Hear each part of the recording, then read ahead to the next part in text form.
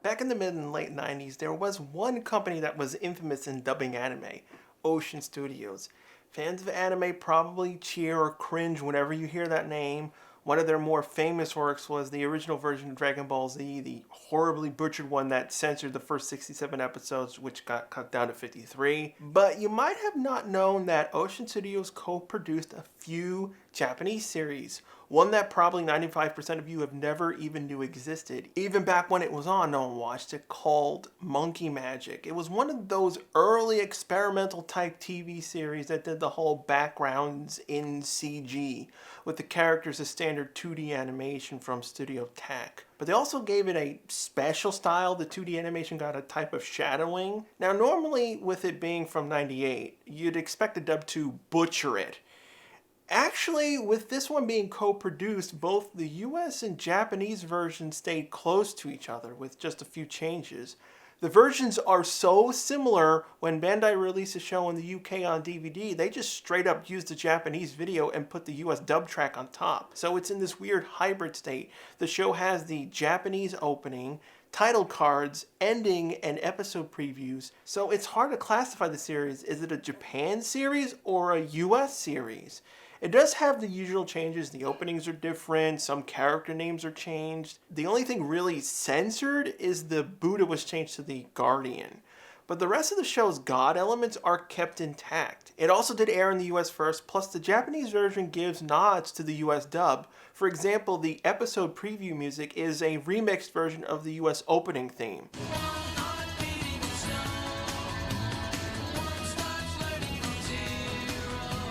俺は千人のスボダイに弟子入りした。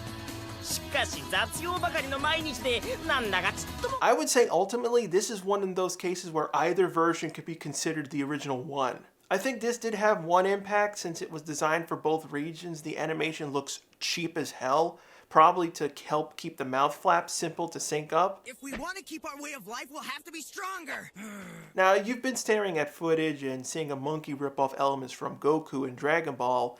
Even in the Japanese version, he's called Son Goku. 俺の名は孫悟空。 The series is based off the Chinese story Journey to the West, just like how Dragon Ball incorporated those elements for Goku. The series stays pretty faithful to that story, right down to the dragon turning into a white horse. It's just more comical. It stars a strange monkey that crash lands on Earth inside a meteor. No explanation to where or how this happened. In this universe, monkeys are intelligent as humans. They also can speak. Stone Monkey, later called Congo, has special abilities. Super strength, and his head is basically indestructible. He eventually takes over as king for a small group of monkeys that live on top of Flower Fruit Mountain. With these special abilities, the series villain, Darth Void, who's basically the devil, wants to corrupt Congo into becoming evil. So he sends one of his bat lackeys to trick both Congo and the village people below in the valley to fight each other. This causes an imbalance on Earth where the gods on the celestial heaven had to take care of. Hold the phone. The celestial heaven's main purpose should be to keep the planet in harmony. The monkeys are attacking humans because the humans are invading their mountain. The reason why this started was because the humans made a dam to stop a water shortage at their village. They just built it and didn't care about the monkeys. When Congo crashed on Earth, he just became king. He didn't just start attacking people. So it's okay for the humans to hurt monkeys? Congo, while he's stubborn, rash, a child, and does stupid things all the time, he's fighting to protect his people. That's quite honorable. But the gods see this as wrong, so they send down one of their warriors and beat him. This in return starts his hatred towards gods and a path to becoming evil. You monkeys must learn that only the strongest and most clever will rule the world. On Earth, that means the humans. In the heavens, it's gods like me. A monkey cannot be king. Need I say more? It'd be like if Yoda was teaching his students the ways of the Force, but at the same time punching them in the face, then going all Pikachu face wondering why they all turned to the dark side. I'm sorry, but Congo and the monkeys are in the right. And all this does is feed into Darth Void's goal in converting Congo to evil. He has a stronger hatred towards humans and the gods now. The Earth is basically a tool in this tug of war between the heavens and the underworld. Yeah, the underworld is evil and whatnot, but the heavens aren't all that great either, especially after what they do later on. I think this is the big reason why the series failed. The Journey to the West story is complicated to tell to begin with. You have loads of characters, most of which don't do much, act high and mighty, or are dicks to Congo, and the characters that they try to flesh out end up cut off because Congo leaves or something the stupid characters do makes Congo hate them. So you have characters going in and out of the series like every 2 episodes. This mess is all my fault, and I don't blame you. And this is for every side.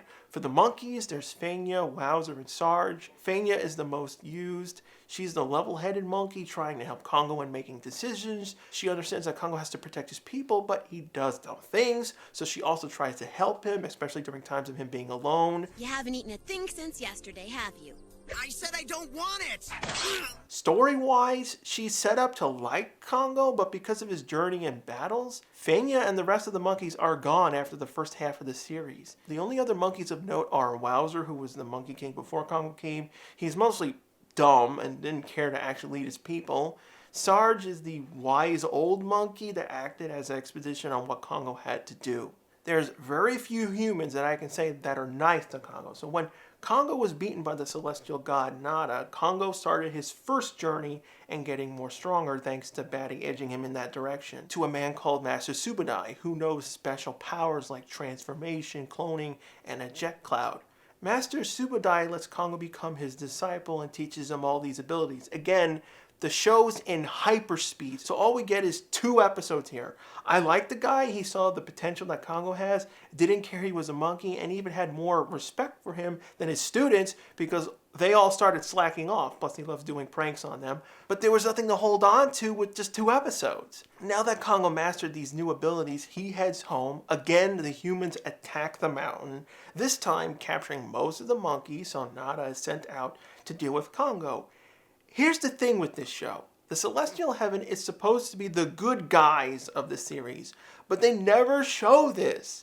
The majority of them are stuck-up gods that care about themselves and push for humans. The Jade Emperor is really inconsistent. He's passive, but he also forgives you when you do something wrong, yet he doesn't care that humans are attacking the monkeys for no real reason. Then you have Prince Nada, born from generals in the heavens, basically perfect in fighting, honorable, and it's considered the best fighter they got. But the show was setting up something with him. Half of the other generals were lying to Nada about Congo, saying he was attacking the humans first.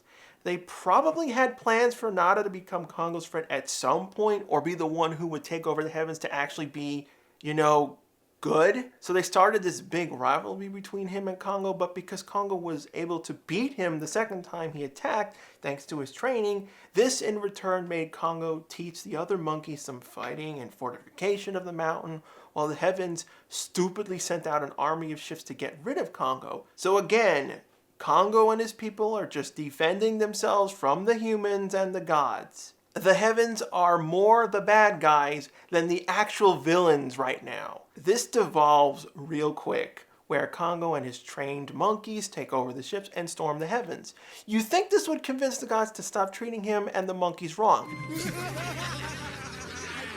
They have this big brain moment. The Emperor asks for a truce, inviting Congo and most of his friends to be a part of the heavens, where he was appointed in charge of the imperial stables, which really means he cleans up after their horses. So not only do you have humans attack the monkeys for no real reason, have the gods prevent the monkeys from defending themselves, Congo gets as strong as a god, stops the ships that were sent to kill them, and now you give him an insulting job that you knew would get him angry if he found out. Out of all this, Congo has done one bad thing to date. Ate some magic pearls which gave him a lifespan of 1,000,000 years and was going to give them to his friends. I don't know about you, but being nearly killed off multiple times versus stealing some magic pearls is a far less offense. So now he's basically immortal, which is confusing because he still gets hurt, but I guess he just can't die. Forces the gods to fight him. Their best fighters almost lose, but the only way to get rid of him is to cook him in this special furnace with a fire that can kill gods? What's that now? 5 reasons to want humans dead versus one thing he did wrong?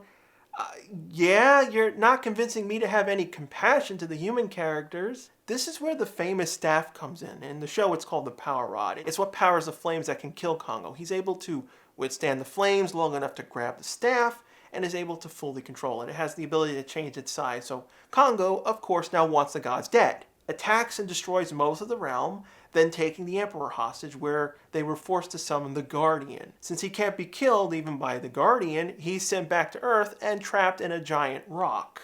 After 10 episodes of humans trying to kill him, do you think he's going to trust anyone anymore?